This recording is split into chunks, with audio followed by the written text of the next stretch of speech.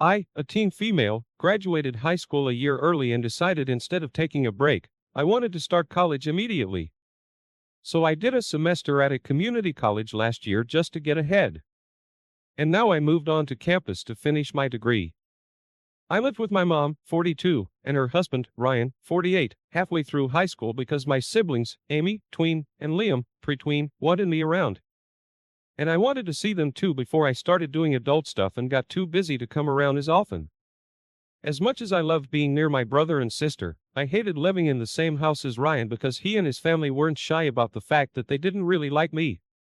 When he and my mom first got together, it was like I was being purposely excluded from everything he and his family would invite us to. On holidays, I'd have a seat at the table, but no one would really talk to me. I'd be asked to take pictures instead of being in them. And anytime I tried to make an effort to be included, I was always told that it was just for the family, not me. It got worse when they had my siblings because then I'd have to sit on the sidelines and watch as my brother and sister were enthusiastically accepted and wanted by Ryan's family. At the same time, they made it blatantly obvious that they didn't want anything to do with me. Sometimes Ryan would schedule family outings, but find a way to leave me at home, or he'd just say I wasn't invited.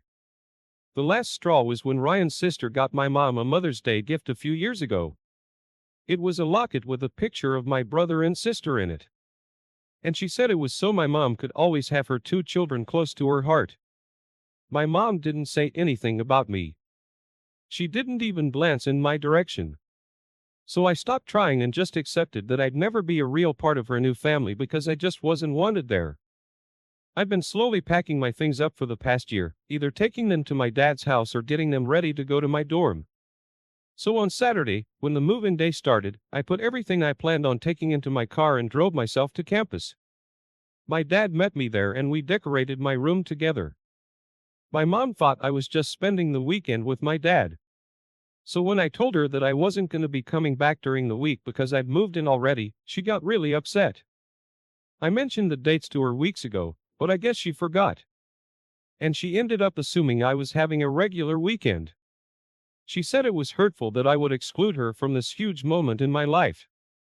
And that is my mom, it's her job to be there for this journey and me. I told her that she'd been letting her husband exclude me from her life since the day they started dating. And because that never seemed to bother her, I didn't think it'd be a big deal for me to do it too. I felt justified in this at first, but I could tell I hurt her feelings. And now I'm starting to think I'm maybe the idiot. Not the idiot. She allowed you to be cut out of her new family.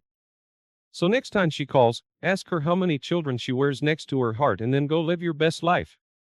Actions have consequences. Mom now has the consequences.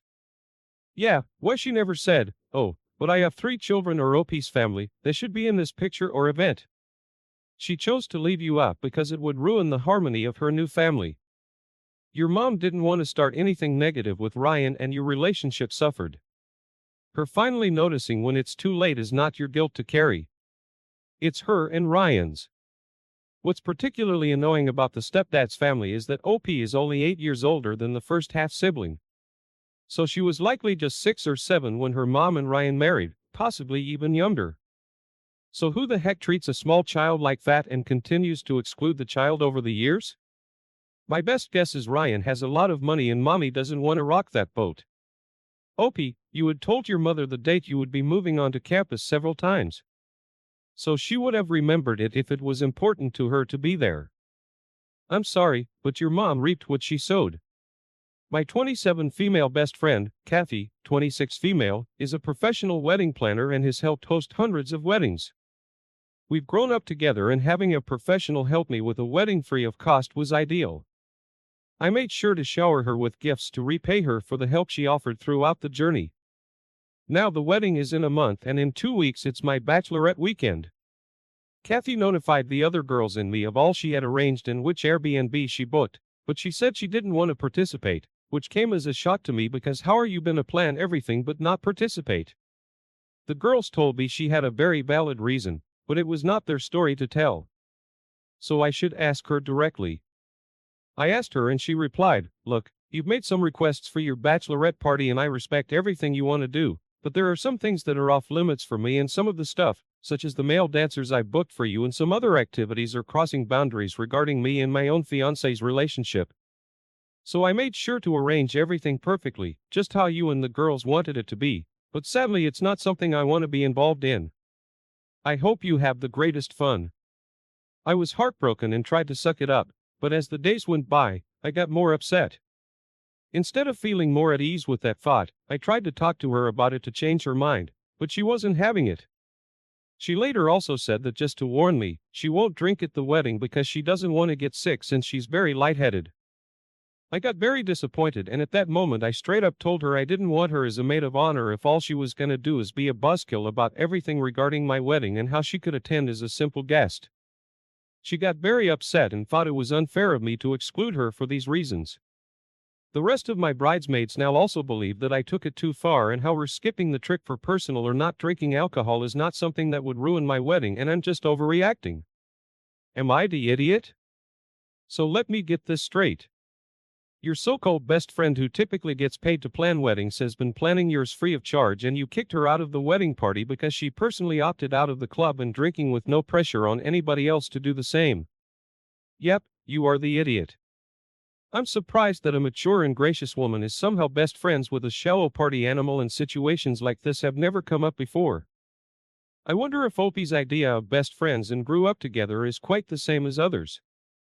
At best, I guess they were kids together and then separated for college and Kathy grew up and OP didn't.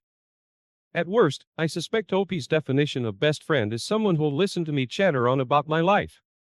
You are the idiot.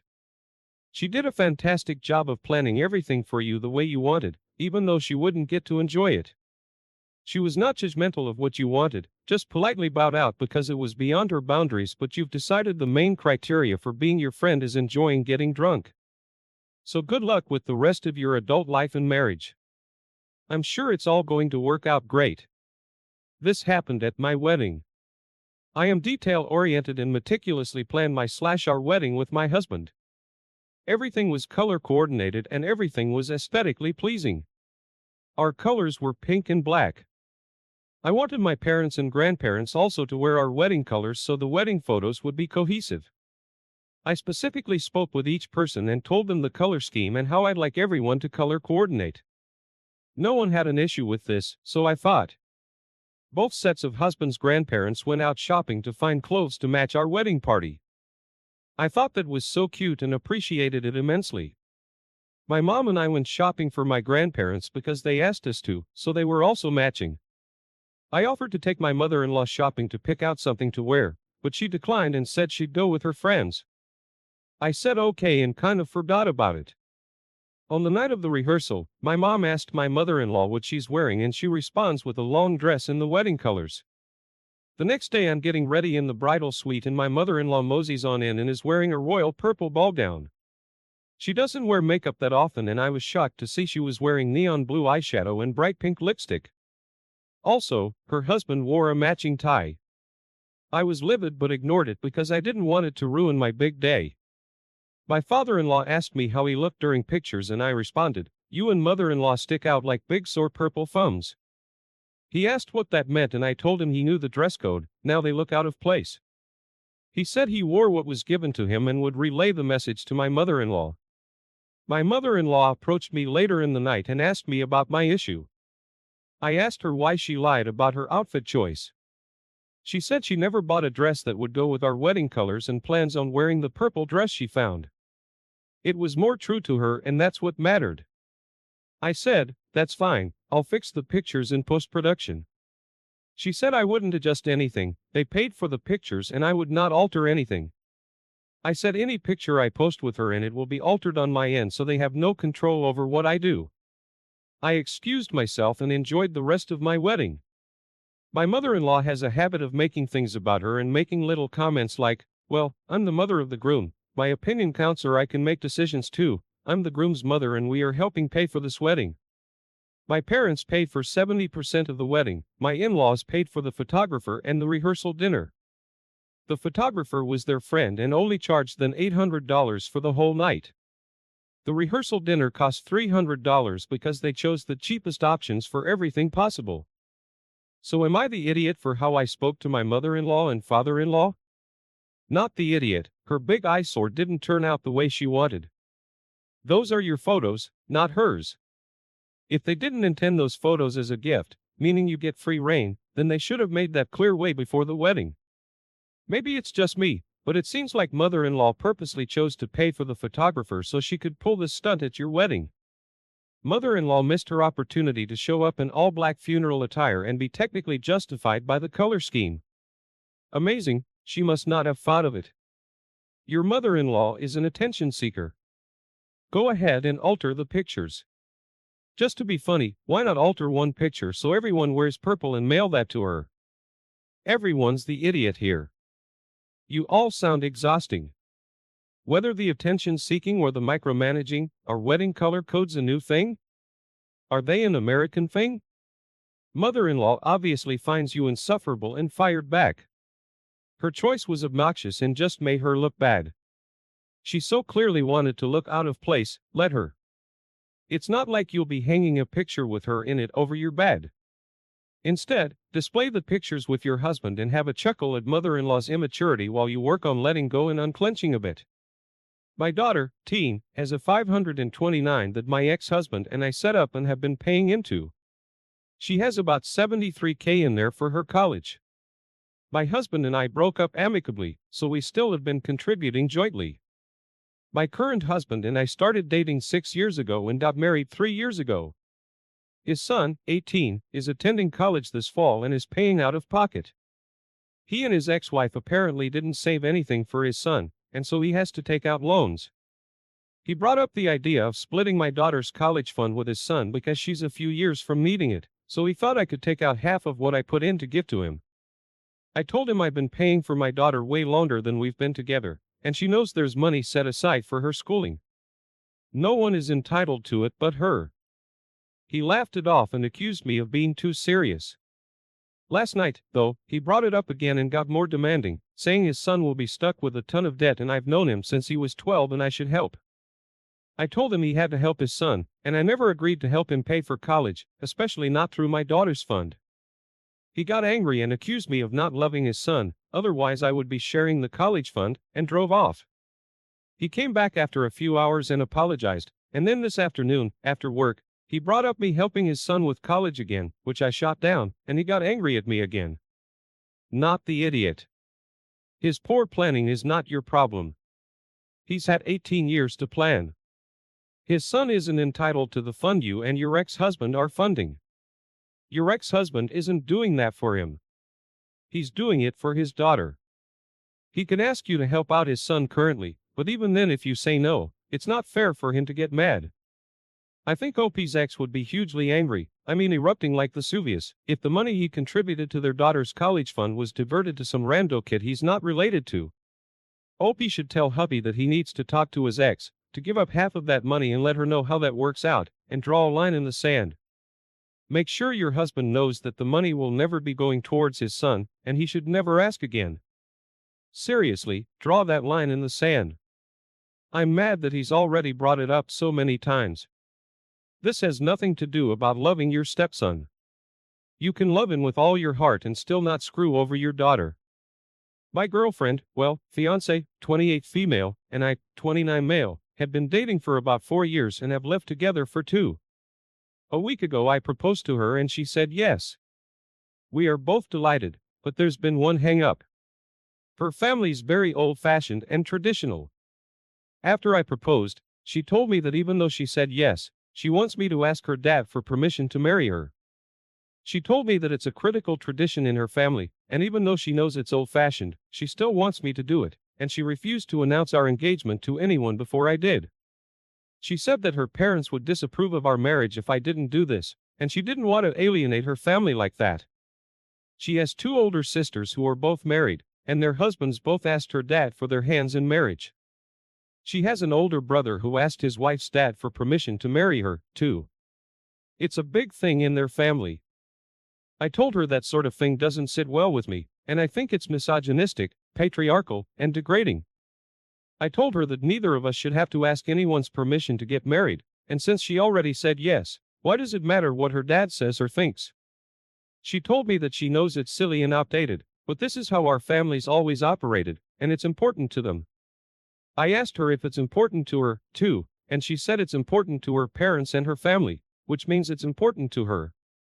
I asked her what would happen if her dad said no, and she said we could worry about that only if it happened. Now, I don't want to do that. I think it's a horribly outdated practice that removes all agency from women being able to make their own choices regarding marriage. I explained this to my fiancée and told her we should just tell everyone that we're engaged and no one can do anything about it. She told me she doesn't want our engagement announced to anyone until I do this, not to my parents, not to friends, nobody. No one else is to know we're engaged until I ask her father's permission. I refuse to do this, and am tempted just to tell my parents the good news because they deserve to know, but it doesn't mean anything to my fiancée or me, and it's only to placate her dad's outdated views on marriage. If he disapproves of our marriage over one stupid question, that's his problem. It doesn't change the love his daughter and I have for each other or the dedication we have to spend our lives together. I just want to celebrate our engagement with family and friends, and she's making me jump through a dumb hoop first. She had never told me that this was a requirement of getting engaged or married. She only told me I needed to ask her dad's permission after she said yes to me. When I said I wanted to announce our engagement, that was the first time she told me I needed to ask for her dad's permission. You are the idiot for calling and treating something your partner has specifically said is very important to them as a dumb hoop. I agree with your reasoning and your reluctance to do this, but family traditions that are important to your fiancé are not dumb just because you don't like them. Don't announce your engagement to anyone until your fiancé is on board. You disrespect her like that, she may well call off the engagement with good reason. Yes, it's outdated, but this is her family and you'll need to come to a compromise together. Yeah, I get it. Women aren't property. It's a silly tradition, but she's making it super clear that it's important to her. You know, the woman you love and are about to marry? Asking for his permission doesn't make things any worse for other women. If it did, I'd be 100% on your side, but it doesn't affect anyone other than you, her, and her family. Honestly, I see how it's degrading to all parties involved apart from the dad whose ego needs to be appeased. It doesn't help that women are so brainwashed into the misogynistic patriarchal traditions that they actually want it and it's important to them. For me, both their points of view are valid. It's important to her and her family. OP sees it as degrading and outdated.